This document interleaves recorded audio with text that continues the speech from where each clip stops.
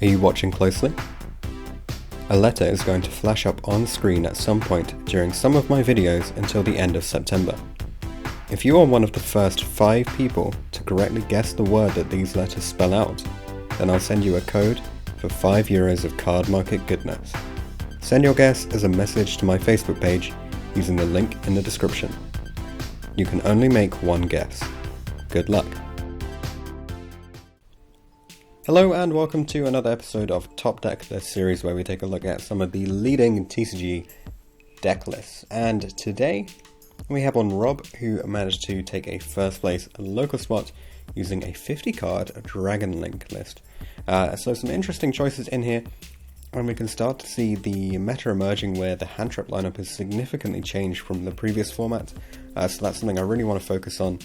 We have the list, the siding strategy, the rounds, and some additional information, so stay tuned for all of that, and let's dive right in. So, triple Safet, triple Black Metal Dragon, triple Tracer, 1 Magna Rokket, 1 Rokket Recharger, 3 Chaos Space, then 1 of each of the Baby Dragons, 3 Quick Launch, 1 Monster Reborn, 1 for 1, triple World Legacy Guard Dragon, since it is basically Monster Reborn anyway, triple Noct Division, 1 Red Eyes Darkness Metal, obviously Postal Errata at this point, then 1 Levianeer, 1 Brotor, 1 Absoluta, 1 Rokket Synchron, 1 Dragon Buster, 1 Dragoonity Phalanx, I really like this one actually, to be honest, 1 Boot Sector, 1 Ravine, 1 Divine Lance, triple Ash, triple Ogre, triple Gamma, 1 Driver, and a triple Imperm. So even though he is playing a Dragon Link deck, he's still got 12 hand traps and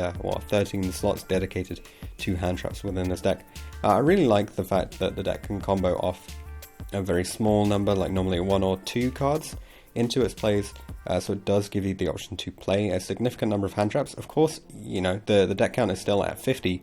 It's not like it's a 40 card list where you can play it like that, because unfortunately the deck does have, you know, Boot Sector Launch in it, the Ravine, and just a bunch of cards that you really don't want to draw. So you do tend to see the number of cards bumped up just a little bit. For the extra deck, there's 1 Savage, 1 Herald, 1 Marcher, 1 Apollo, which you can now get in the tin reprint, coming out very soon.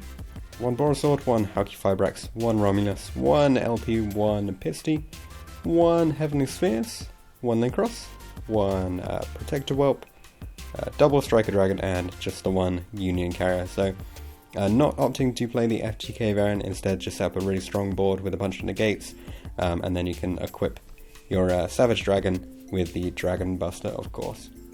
For the side deck, triple Nibiru, triple Cyclone, triple Darkroll No More, triple Lightning Storm, and triple Appointer of the Red Lotus.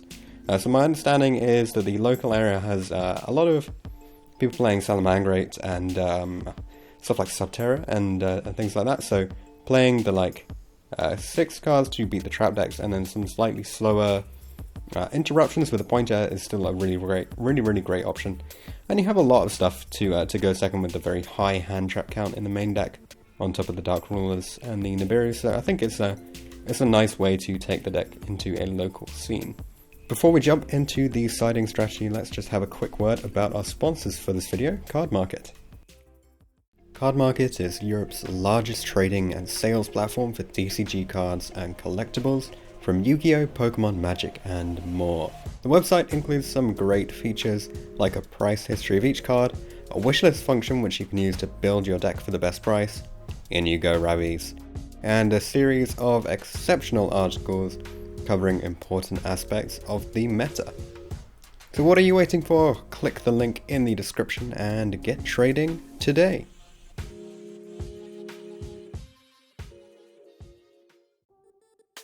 So we have siding strategies for against Salamangreat, Invoked, combo decks, and stun or trap decks. These are sort of the most popular things in the area. So for going first, you put in the 3 Nibiru and the 3 Appointer against Salamangreat, and you take out the Gammas, the Driver, and 2 Ogres there. Obviously Ogre's not super impactful, and Gamma can be a little bit disappointing if you are going second, so no point keeping it in there. Going first, sorry. And then going second, you do keep the Gammas in this time, and you take out the generic bits that help your combo. So the Buster, 1 black metal and 1 Nocto, you don't really need them anymore, and Ogre comes out once again because it does nothing after they put up a Bale Links anyway. But this time, obviously, you don't want a pointers in, so you put in the 3 Cosmic. If you can beat the Rage or the Roar, then you're in a pretty good spot against them. For Invoked, so the 3 pointers going first, alongside 1 Cosmic. You can just banish their Invocation, and that normally puts them in a pretty bad spot. And then you take out the Gammas and the Driver, of course. Obviously, those are coming out every single going first time. For going second, you put in Triple Ruler, because they do, at this stage, they do tend to put up boards that are pretty difficult to face down. It's a little bit different with the Dragma variants coming into the format, but perhaps that's something that will have to be teched in to beat in the future. And the Ogre's coming out there when you're going second. So if you Ogre an Alistair, it doesn't really do anything. For against the combo decks, when you're going first, you can put in your Nibiru's as still an interrupt that is valuable, but the Gammas and the Driver, again, they've got to come out because they're just not going to do anything. Your board will always end on some kind of monster disrupt, so there's just no point in having the Gammas and Driver after turn 1. And the pointers do go in when you're going first, so that's pretty nice. Again, just a way to beat your like opposing sphere modes or whatever. Or you can just get rid of that 1 starter card that they really need, and then you're in a fantastic position there. For going second, keep the Nibirius, but put in the Rulers. And once again, we've got the takeouts of the 1 Black Metal, 1 Buster, 1 Nocto. And then it's 3 hand traps, but obviously it's dependent on what your opponent is playing. You know, if they're playing something that is going to suffer to a Ghost Ogre, maybe you're going to keep that in there. For the stun or the trap decks, you put in the triple Cosmic and triple Pointer when going first. No surprises with Gammas and Driver coming out when you're going first, and then 2 more hand traps. You probably don't need the hand traps so much here. Again, it does really depend. Ghost Ogre can be really important against certain builds, like things like the S0 Turbo versions of certain decks. It can be really good against those. And then when you're going second, these Storms come in, as do the Cosmics. You keep the Gammas in, but you take out 1 Buster and then various other hand traps. Normally your hand traps are not going to interact with much of their board, because they are mostly monster removal, so you're probably fine to just put in some spell trap removal there. So for the rounds that he played, so we've got rounds from 2 locals actually. Each of them is 4 rounds, and overall between the 2 rounds he actually went 7-1 in the 2 locals. So the first local he topped, but he didn't come first. So this was first he went up against Salad and went 1-1, then Trap BA at 2-0, Salad at 2-0, and Numeron Guru at 2-0. So just a bit unfortunate in the first round, taking that 1 loss and then ending with a draw there. And then in the second locals, he went up against Orcust at 2-0, Ren Maju at 2-0, Invoked Dogma at 2-0, and finally Barrier Dino at 2-0.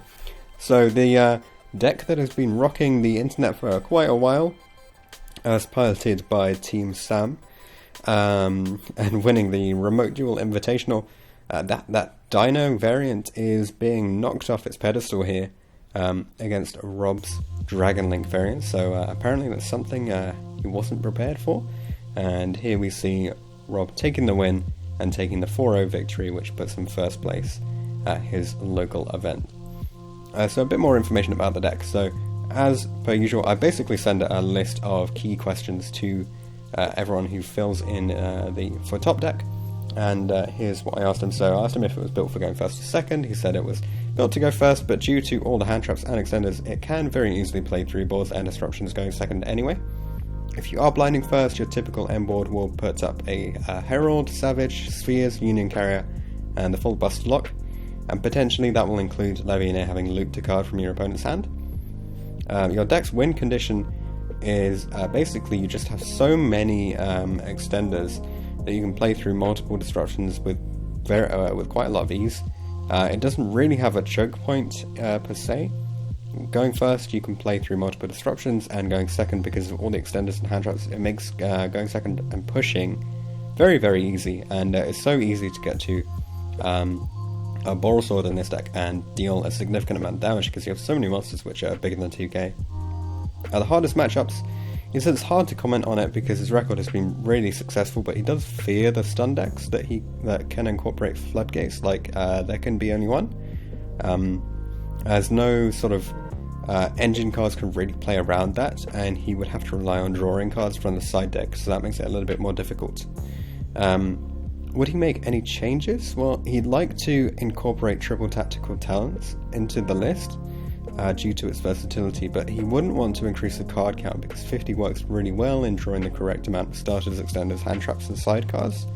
But also, it's big enough to reduce the possibility of drawing the combo pieces, so it's a little bit tricky to say what he'd actually take out if he were to include that, but maybe it is something that will go in down the line. Would he play the deck again in the future? He says absolutely he will play again in the future. It's really fun to play, and he thinks it has an edge over many similar combo decks as there are fewer bricks. It plays better through interruptions, and it has more room to play hand traps itself. It will also be interesting to see if he can incorporate Dragoon into the deck, and if it will be beneficial to do so. So thanks very much for watching this video. Let me know what you guys think in the comment section, and maybe this is the type of list that you guys could be taking to your locals and taking your very own wins. I'll see you guys in the next video.